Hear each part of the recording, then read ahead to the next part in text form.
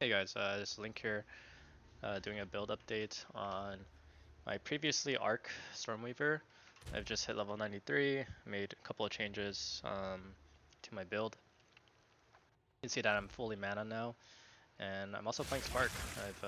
I've given in, I've converted.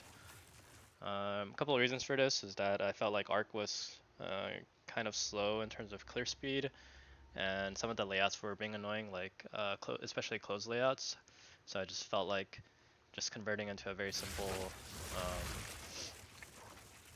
basically one skill gem build, and then just fast clearing maps just to farm some money and XP. Arc was pretty fun, but I felt like it was kind of hitting like a not like a ceiling, but just ceiling in terms of clear speed. I feel like the damage for Arc would just be um, it's actually really still strong, and that you could just sub in Arc instead of Spark for this, but I just wanted to cover the changes I made for the build. Um, so first thing is that now that I'm converting all my life and ES to mana, still doing the Mind over Matter and Eldritch Battery, I picked up more gear I picked up more mana on my gear. So I switched to a wand and shield setup just to get more mana. Previously I had a staff, I believe, like this one, but now I'm just using a wand and shield just to get the soul core of Salatol, which gives you increased maximum mana. The gearing is very simple. You just want to stack mana and int because this is a int stacking build. You can see that I have around 586 int. Still missing some int on a couple pieces, but the biggest upgrade is ingenuity. What this does is it increases the bonuses granted from your equipped rings. So currently I was MFing, so this would probably be my actual setup, which I'll have around like 6.5k mana. Um, and then eventually I would want to replace this ring with another breach ring. The breach rings are BIS because of the quality bonus. You can see that this one gives you 250 mana, and then this one gives you 170 mana. So, and like a 80 mana difference. And then the belt is just increasing. How much mana is this giving me? Like 500 or so. And it's also giving me so much res too. So it pairs well with when you have really good rings. Optionally, you can sub in a rarity ring just to get some more MF, which is what I'm doing right now. My body armor converted to a full ES spirit int body armor. Could get better if I roll higher tiers, but for now it suffices. And then you want these iron runes to get more ES from it, just because of how much Eldritch Battery is giving you. It's around 800 mana. Helmet, ES, mana, int, res. This is probably the Abyss helmet I think I can get outside of a corruption for an extra socket. Same with the gloves, int, mana, res, and then ideally want more ES, and then ideally want another socket. Boots are going to be as much movement speed as possible with mana, int, and res, and then yeah, that's pretty much it. It's very straightforward. And then the amulet is just going to be enough spirit to get your Archmage and Blink set up. So that's the other thing I changed, is that no longer using Whispers of Doom and an Enfeeble setup. It's basically just using Blink and Connectivity on cast. And my Orb of Storms is applying exposure for me. So otherwise, pretty much pretty simple build. For my gems for Spark, I'm running Control Destruction, Acceleration for projectile speed, Pierce, Arcane Tempo for cast speed, and then Lightning Mastery just to hit the breakpoint for an extra projectile, which gives 19 to 20. So if I get a +1 all skill gems, I'll probably replace that with like inspiration or something like mobility, just to clear faster and stuff like that. Before I go any further, skill tree is pretty much still the same. Picking up Mind over Matter, Arcane Search effect. You want lightning damage per 10 int and getting as much int as possible. We picked up these skill effect duration nodes because we're playing Spark now. And projectile speed for spell skills. So previously in our old build for Arc, we didn't have these nodes. You can see how they're not specced in, but now they are. And then grab Wildstorm for extra lightning damage. Acceleration just so we can move faster and have faster cast speed. We have skill effect duration to scale spark duration, and cooldown recovery rate for faster blinks. Lightning damage for non-crits is lucky because our range for spark is really big, and then coming down here for increased attributes. Pretty straightforward tree. Ascendancies are going to be Arcane Surge, effective Arcane Surge, double shock, and then having exposure -40.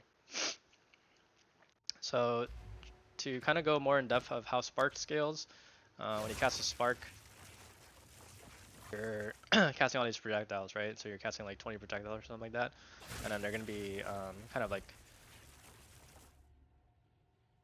floating around and doing their thing. Pierce allows you to hit multiple times with spark. That's the reason why we prioritize Pierce. Ideally, we want more Pierce on jewels. I don't think I have any jewels that have Pierce chance, but the goal was to get 100% so that we don't have to. We can drop this gem and then get another 30% damage from the support itself. But that's like a more min-maxing thing. And then you want duration because as it flies around or as it like hits these walls and stuff, you want it to make sure that it's going to be able to at least trigger the Pierce at least once. That's why we scale duration. And then besides that, the other thing I wanted to talk about was penetration versus exposure. Penetration is different in PoE 2 because previously you would be able to penetrate enemies' resist even when they're negative. So it was basically acting on top of exposure. But now if their res is... Now penetration only goes down to 0, a minimum of 0. Which means that you no longer need penetration if you have enough exposure. And because of Scouring Winds and connectivity, you're basically going to be putting almost every mob in at negative exposure, so that means that penetration does effectively nothing. So there's no point in speccing into penetration once you get enough exposure. Penetration is only useful in maps like where they have like +50 like elemental res, and you don't want to place orbital storms and connectivity down. But otherwise, it's just kind of a dead mod, so there's no point in picking up these mods. However, scaling like exposure effect is very strong because having negative resistances on enemies is good. So like technically all of these would be extremely high damage. And then the other ways to scale this build is to just stack more int because we want more mana because we're using Archmage, which is giving us a ton of damage. You can see the damage difference from 9.3k to 54k. So this is where all of our damage is coming from. Pretty straightforward build. Just basically stack mana, int, profit, and then since we are stacking mana, we have a lot of mana regen. You can see my mana regen is effectively 900. So this is something that life builds don't really have really good access to as far as I'm aware, having high recovery rates. Because life builds, they get their recovery through leech and like life regen and stuff, right? But mana you can just scale pretty easily, and there's a lot of sources to do that. So I'm gonna run a map, show you kind of what it's like.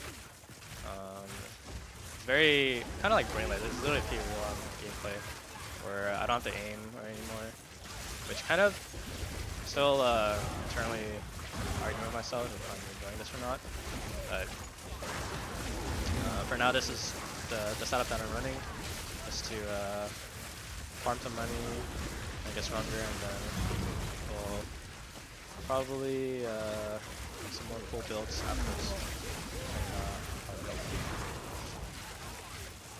So previously, like Arc would struggle in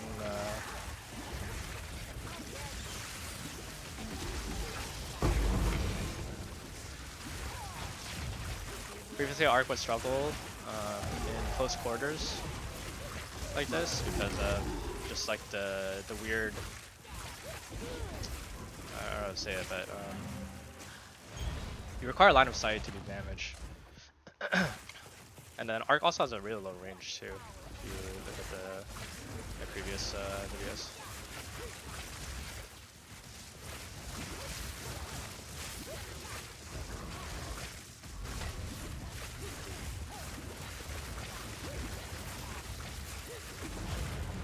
so it's just pretty chill. You just off screen, just spam. Can get a little scary, but I'm still working on my gear to make it not so scary. And if I really wanted to, I could have put Inspiration and Breach Ring back in to make sure that my mana doesn't go down as much.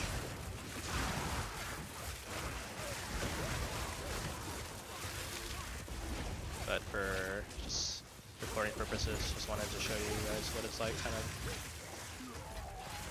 how I play and stuff like that.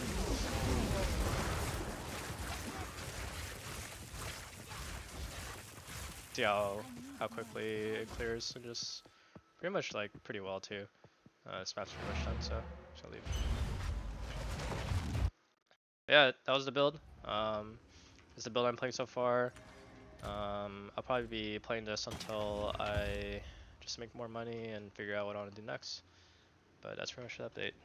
If you have any questions, let me know in the comments. I'll be posting not a mobalytics guide, because I feel like mobalytics guides are a little bit, they limit you on the guide building, the build making process. So I'll be creating a build on max roll and then putting that in the build description, or the YouTube description. And that's it. Thanks for watching, guys. Thank you. Bye bye.